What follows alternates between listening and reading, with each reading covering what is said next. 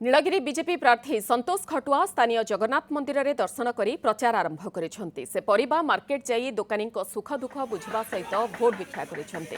सांसद प्रताप षडंगी एवं तांको भोट दे डबल इंजिन सरकार आनिबा को अनुरोध करथिले। तांको सह अधिक आलोचना करिसेंती आम प्रतिनिधि ब्रजपाणी। नीलगिरी निर्वाचन मंडल राजनीतिक चित्रपट बदली एवं नीलगिरी निर्वाचन मंडल जो बीजेपी विधायक प्रार्थी संतोष खटुआ को टिकेट मिली से घर बाहुड़ी कहीं किसी 5 वर्ष धरी से बीजेडी थे। आम सीधासल प्रतिक्रिया रखू। आज प्रचार कार्य आरंभ कर देखुए समर्थक मानक नहीं सी आज नीलगिरी परिवा मार्केट में चारिआडे समस्त को पोस्टिंग कार्ड भी देते सीधासल प्रतिक्रिया रखा। अच्छा आम देखु बर्तमान दल परिवर्तन होती पुराणा घर बाहुड़ी भी लोक पाखे कौन मुद्दा रोक लोक भोट कैरी करेंगे कहीं आप टार्गेट केते रही? देखो आप गोटे शब्द व्यवहार कले दल परिवर्तन, ये दल परिवर्तन नुहे, ये घर बाउड़ा। गोटे संभावनार सरकार मोदी सरकार जे केन्द्र शासन करी सारा पृथ्वी रे भारत को लेकर शीर्ष स्थान में पहुँचले। आ गोटे आम ओडिशा गोटे दुर्भाग्य अवस्था अच्छी। तेणु आज नारा है इस बार ओडिशा में बीजेपी सरकार आउ केन्द्र में 400 पार। ये सब नारा नहीं कि आम बीजेपी दल जो खोजे से समाजर शेष धाड़े समाजर अंतिम लाइन रे समाजर गरीब दलित खटिया मजदूर जे मान मोदी सरकार गोटे गरीब सरकार गरीब मान सर्वाधिक योजना कर।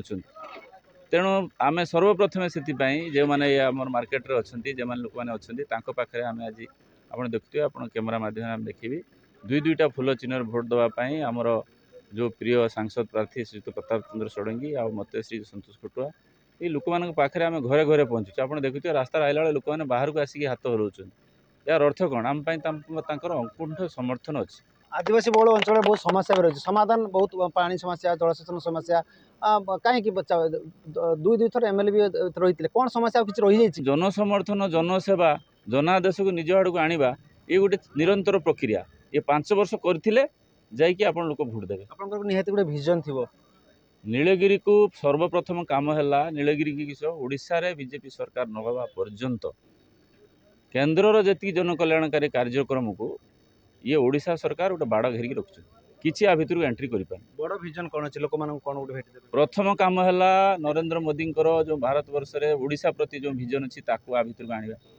आप देखो जेठी आम जाऊे लोक कहते आमको घर खंडे दियो घर लोक पाई कहीं घर न दिखाई कहीं घर फेराऊ जे जनमतटा जमी प्रधानमंत्री आवास जेहेतु योजना अच्छी विरोध जाऊ ये गोटे राजनीति करी गरीब लोक घरटा देवनी फेरदेव केते वोट जीतबे आमर आमर एथर नारा आमर तो 1,75,000 पाखापाखि पोलिंग हम आमर एथर नारा नीलगिरी रे 1,08,000 निश्चित 1,08,000 हेले कौन हम आप जापर नीलगिरी रे 1,08,000